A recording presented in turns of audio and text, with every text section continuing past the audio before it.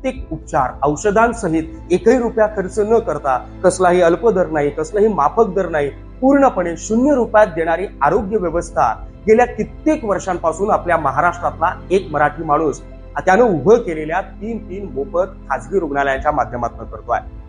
या माणसाचं नाव आहे निलेश भगवान सांबरे. त्याने उभे केलेले हे 3 हॉस्पिटल, त्यापैकी एक पालघर जिल्ह्यामधल्या जडपूर येथे, ठाणे जिल्ह्यामधल्या आसनगाव शहापूर येथे आणि रत्नागिरी जिल्ह्यातल्या रत्नागिरी शहरात.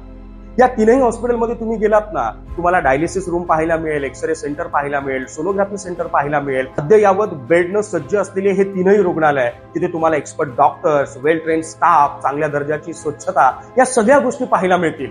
पण या 3ही हॉस्पिटलमध्ये कॅश काउंटर अथवा बिल काउंटर नाही. मग विचार करा ना, माफक आणि अल्प दरात उभं राहिलेल्या रुग्णालयाची चर्चा देश पातळीवर होते, पण गेल्या कित्येक वर्षांपासून आपल्या खिशातले पैसे खर्च करून नागरिकांना 0 रुपयांमध्ये उभी केलेली आरोग्य व्यवस्था त्या निलेश सांबरे नावाच्या माणसानं निर्माण केली आहे.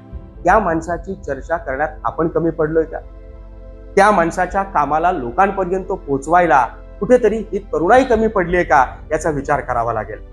चला मग आपल्या मराठी माणसाला सपोर्ट करूया आणि मराठी माणसानं लोककल्याणाचं उभं केलेल्या या साम्राज्याला जागतिक स्तरावर पोहोचूयात.